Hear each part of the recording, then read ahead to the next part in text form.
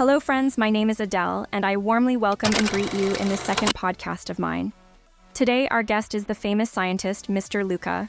Today, we will learn about Mr. Luca's journey. In the last episode, you saw how Mr. Luca shared with us about his struggles and also told us about his hard work. Today, we will learn the story further from that point, and we'll try to find out what inspiration we get from this story, what we can learn from it.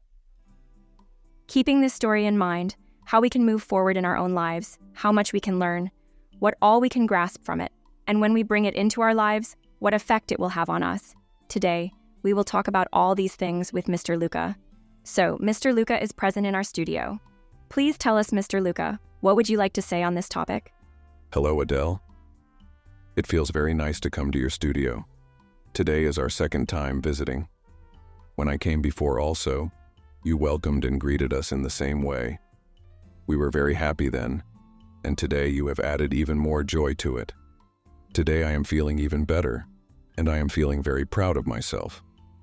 And today the promise you made to your audience, to know about our journey, about the new experiences that happened with us at that time, and the events that occurred, the idea you all have made of learning from them, understanding them and bringing them into your lives.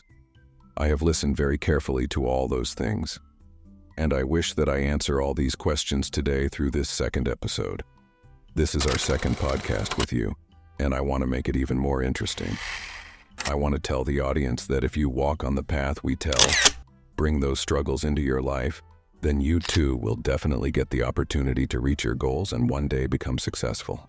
Yes, Mr. Luca, you said it absolutely right. All of us want that you continue to move your story forward. The way you kept moving ahead while struggling, keep presenting that story continuously and tell us step by step how incidents happened with you, how you struggled with those things in your life, and while facing those difficulties, how you also found solutions. So do tell us about that too. So that if such things become obstacles in our path as well, we can also know how to resolve them. The things you mentioned, Mr. Luca, all those things happen in front of people in today's life too. But people, while avoiding those things, keep moving forward. And day by day, when the need for those things arises, then they do not get those things at the right time, because of which they have to face a lot of loss. And in this way, while struggling to rise above that downfall, they make a lot of efforts.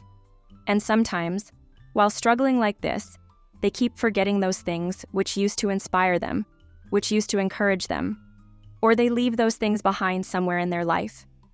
They keep moving forward in life, but they leave behind inspirational stories, the people who gave them inspiration, those great personalities.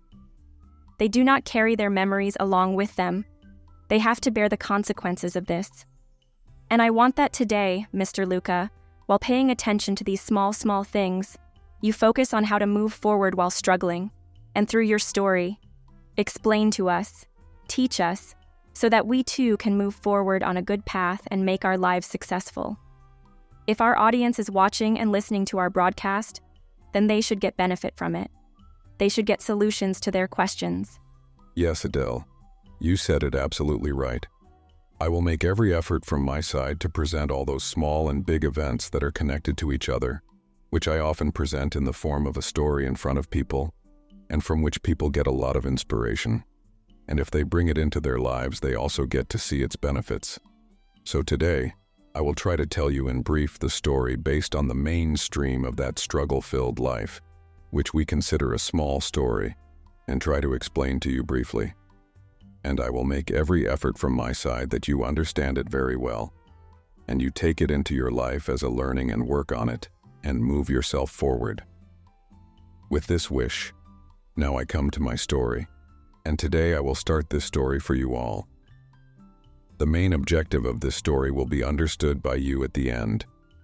First, start listening to the story with your full heart, and listen to it with an open mind and open thoughts without any pressure, and make yourself benefited. This is my purpose of telling this story, and I wish that you listen to this story and take benefit from it, and if needed, give its teachings to others too, so that they can also make their life even better. Yes, Luca, you said it absolutely right. And I also wish the same, that you tell your story to our audience, which is completely inspirational, worthy of being brought into life, and on which we should work and move ourselves forward. We are sitting eagerly prepared to listen to such stories, and our audience requests you that without any further delay, you kindly begin this story from your own mouth and benefit us. Yes, Adele, you are absolutely right. I will come straight to my story, and here is the wonderful story presented before you, listening to which your heart will be filled with joy, and everywhere there will be an atmosphere of happiness. Once upon a time, I often used to sit alone with my books. My companions and my friends were only my books. I used to keep talking to them. Whenever any question stirred up my mind like this, creating a turmoil that I must know its answer, I would separate myself with my books and talk to them, and inspire them to find the solution to that question, and I would try to search inside them by flipping through their pages. But what happened was exactly what was going on in my mind. I used to read the books, study them, and absorb the things mentioned in them into myself. And when I needed them, then I would focus a little, and then all those things would come back to my memory, through which I could find the solution to that question. So, our books were our friends, and we used to talk to them, share our questions with them, and ask them for the answers. And what happened was that it took a little time, but we used to get the answer to our question according to our wish, and we would become satisfied. And when we got the answer to our question, the restlessness that had arisen within us to know that question would calm down, and I would sit peacefully and steadily in one place, keep my books with me, talk to them, and spend my time with them. This is about the time when I was in childhood. Slowly and gradually, time kept passing. Those who cared for us used to find us and come to us somehow by some excuse, and they used to tell us some random things for a few moments and try to distract us. And they wished that we also spend some time with them and not remain alone like this, not spend so much time with books. They had such a thought. The friends who cared for me, those who had affection for me, would definitely come to meet me at some point. And whenever they came to meet me, seeing me engrossed with my books, somewhere their hearts would be compelled to light a feeling of sympathy towards me. And perhaps that is why they used to talk to me in such a way that it seemed as if they were happier in their lives and that I was much sadder than them. But the reality was the exact opposite of this. Whereas they were more troubled in their lives than I was, we at least used to make ourselves happy by talking to our books. There was no harm in it. But these friends of ours often used to share things with us, used to tell us that such and such happened with them. Their friend went away from here to there, their friend left them.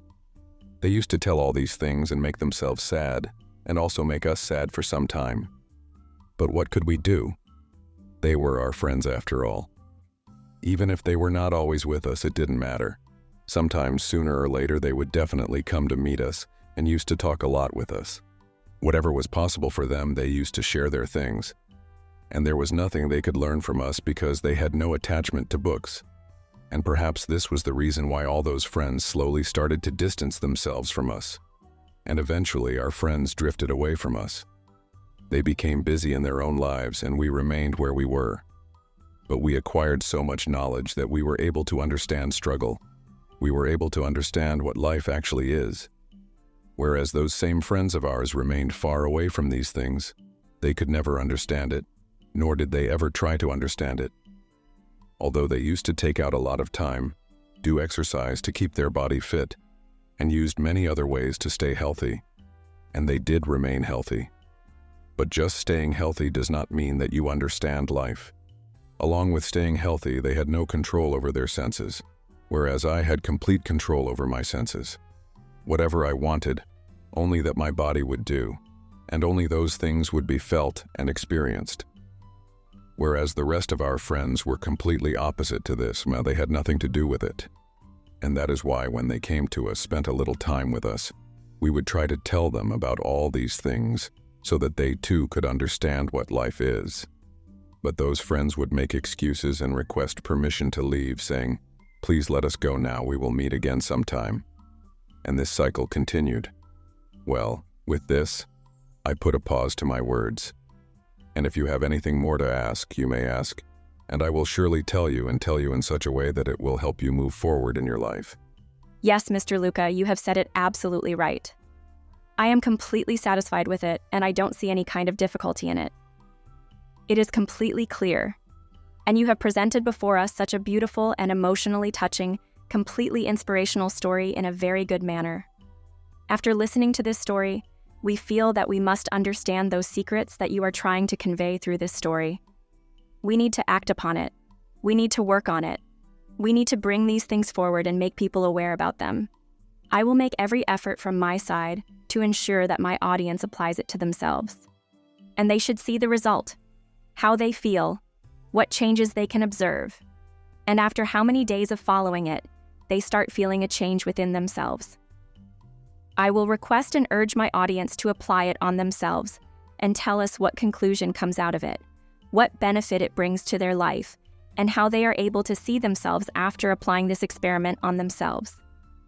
Thus, I request my audience to give us their feedback and to tell us how much effect it had on them, and whether they have implemented whatever they learned from this story into their lives and moved forward, thanking themselves. Yes, Adele, very well done. You have understood it absolutely correctly, and this is exactly what you must try, to request your audience that they should follow what you have told them. And if they get even a little bit of inspiration from my story, then they should act upon it, think deeply about it, and implement it into their lives. It is my belief that if they incorporate all these things into their lives, follow them properly, then they will surely see positive results. They will never be demotivated, they will focus on their work, and they will move themselves forward. All right.